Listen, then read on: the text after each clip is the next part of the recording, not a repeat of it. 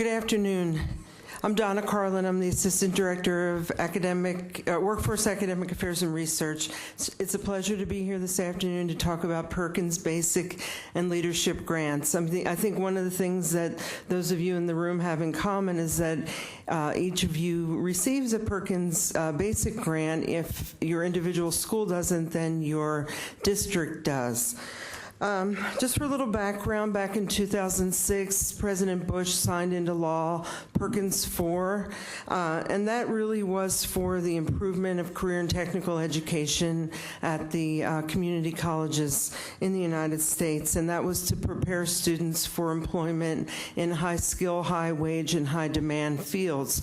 Also, Perkins 4 was to strengthen connections between secondary and post-secondary institutions, as well as improve accountability at the state and local level. For the first time, my understanding is Perkins 4 included some accountability measures that had not been in prior versions of the law.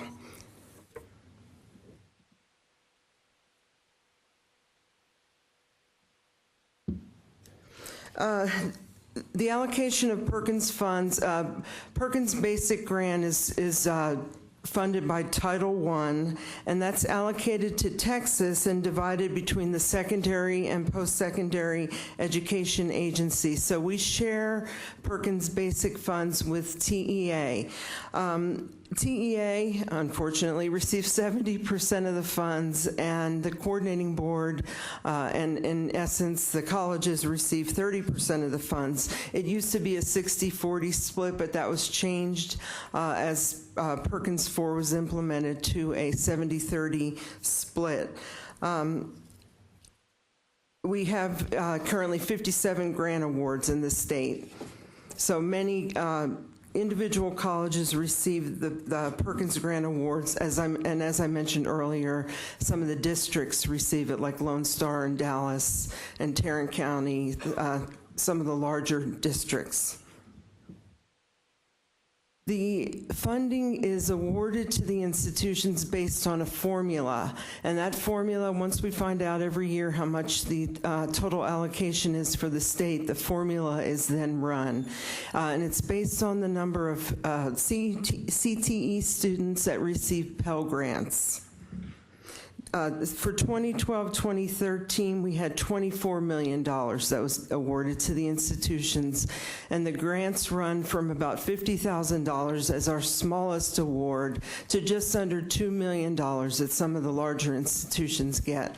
I think this year our largest one was about $1.9 million. Each year, the institutions are required to spend the money, but not everyone. It always amazes me that not everyone spends their money, so that money comes back and is reallocated then out to the institutions.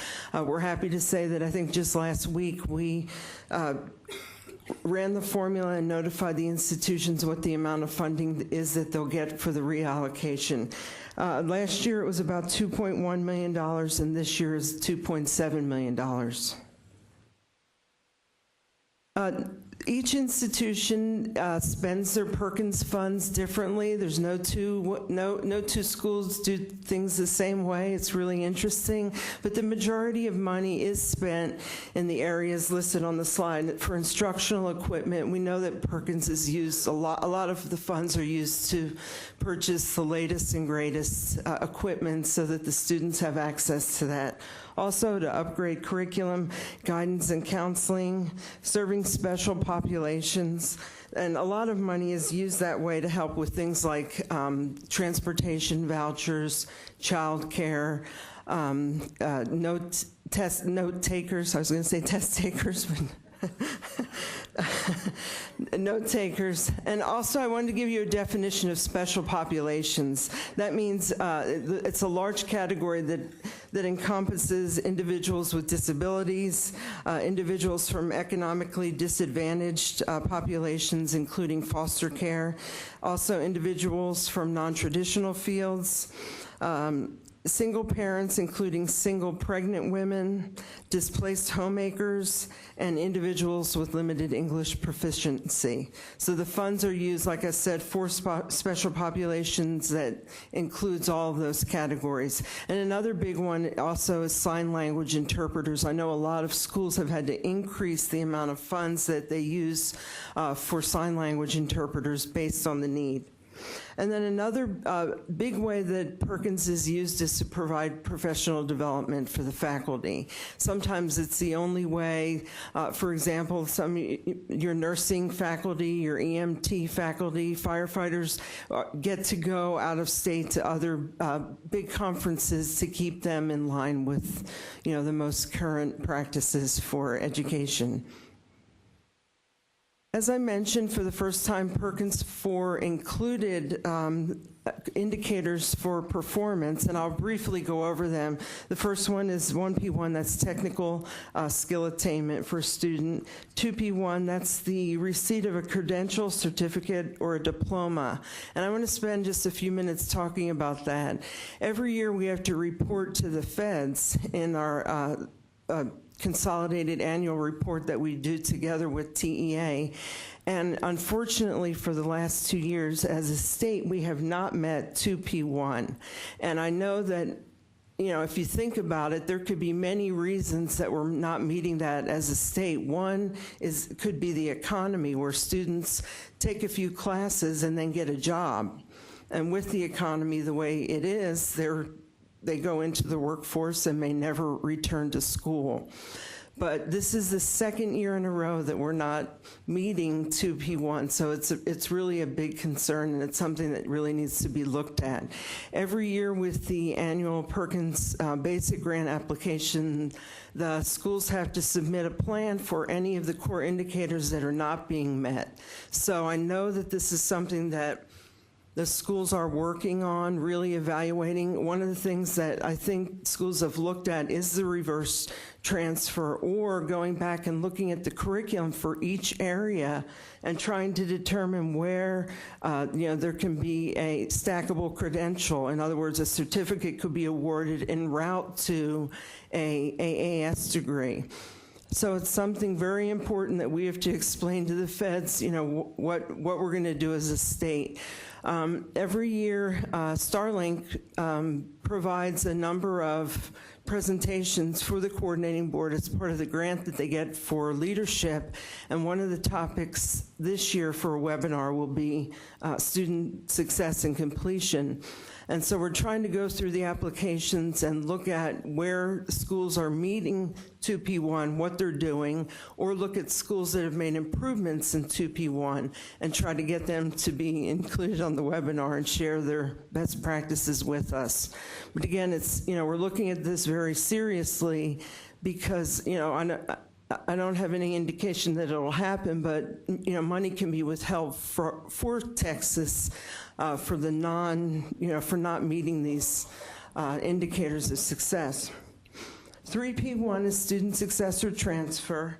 4P1 student placement or jobs, and then 5P1 and 5P2 are non-traditional participation, non-traditional completion. That's where you have women in welding, men in nursing, areas like that where there are non-traditional students in different fields. All of the other indicators we're meeting as a state. It's just 2P1. Every year we put an RFA out for Perkins leadership grants. It usually occurs in the summer. This year, I have to say that our numbers of applications were down. We got about half the number this year that we got last year. We had about 16 applications.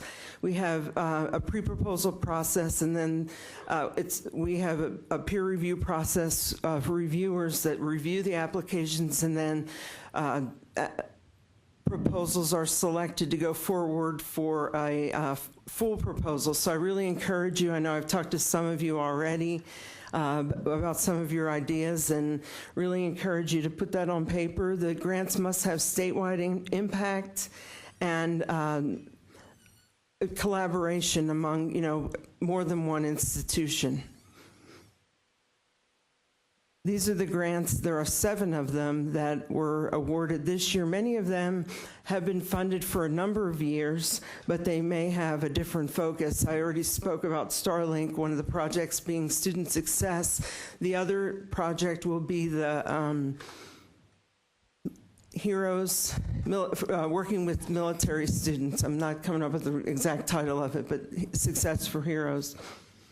We also have the WECM, the Workforce Education Course Manual. That's been around for a number of years. We've come up with a little bit of an issue with that. I know that many of you fund, and in your basic grant applications include funding for faculty to go to the summer workshops where on a rotating cycle, each of the areas are reviewed, the courses for currency and updated.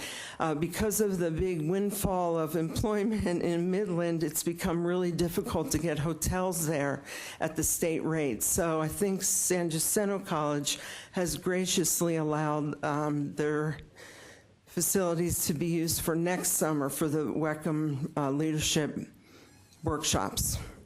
Also, we have El Paso Community College, the Texas Genuine marketing campaign. If you're not familiar with that, it's a wonderful opportunity to provide marketing for CTE programs. They've done a number of workshops. They've provided toolkits to the institutions, and they continue to move forward with that grant. They also can facilitate your institutions using your colors and your logo with the Texas Genuine logo. Del Mar College has been working with institutions on the skills standard boards and having schools submit their programs that have been aligned with the skills standards. That's a project through the governor's office. This project has really increased the number of programs that have had skills standards curriculum awards. So that the students can actually, say that they came from a program that has a skilled standard recognition.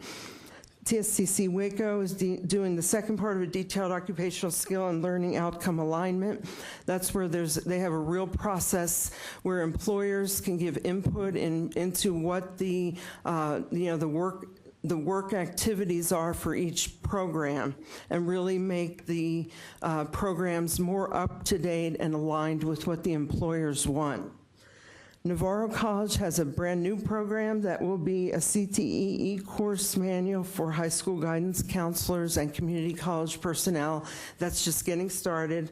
And then Amarillo College for a number of years has been working with the 5P1, 5P2 non-traditional participation and completion grants, and they just did a big workshop about a month ago that was really successful. The last thing I wanted to talk about is the reauthorization of Perkins. The OVE, the Office of Vocational and Adult Education from the U.S. Department of Education, has put out their blueprint for reauthorization of Perkins, so Perkins 5. At the end of 2013, this fiscal year, should be the end of Perkins 4. I provided the link to the blueprint, and I'll talk about it just briefly. One of the things that's been said over and over again is that this is just the blueprint and that nothing will happen until after the election, which of course is tomorrow, so it may be coming up soon. But there's 4 key principles in the blueprint, and that's the alignment of high-quality CTE programs and labor market needs to equip students with the skills that they'll need for in-demand occupations in high-growth industry sectors, and also strong collaboration between secondary and post-secondary partners, and also the inclusion of business and industry as partners. Also, accountability, they'll continue with the indicators, only they will be different for Perkins 5, but they'll have more common definitions and clear metrics for performance. And then also innovation for an increased emphasis on innovation that's supported by systemic reform of state policies and practices to support CTE implementation. So what does this really mean? What we've heard, and we've had, Gabriella Borkeman has been on, and Evangie Seiss Israel, who's the Perkins State Director from TEA, have both been involved in some of the data resources for the, and the accountability for the reauthorization. But what we hear that this really means is that they're looking at consortia funding, and the consortia consisting of secondary and post-secondary and business and industry, and including a match for 25% match from business and industry, and that these grants would be competitive. So I know that's one of the areas that I know that we are a little bit concerned about, because we have really large districts in Texas and really small rural isolated districts. So when we hear competitive, that kind of raises a red flag about you know, who really can write the grants, what institutions have grant writers, and will that leave out some of the funding for the smaller, more rural schools that don't have grant writers? But again, this all remains to be seen. I'll keep you posted as to any, you know, comment periods, and as we move forward with Perkins 5.